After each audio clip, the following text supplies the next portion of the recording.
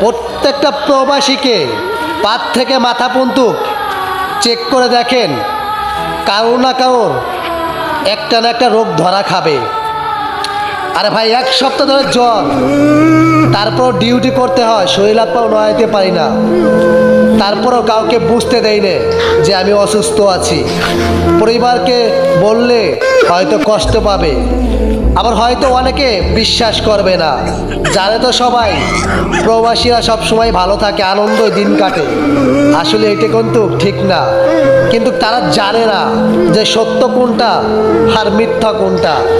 একটা প্রবাসী যে থাকে সেই জানে, কারণ 1 সপ্তাহ ধরে আমার জ্বর, আমি জানি, তারপর ডিউটি করতে হয়।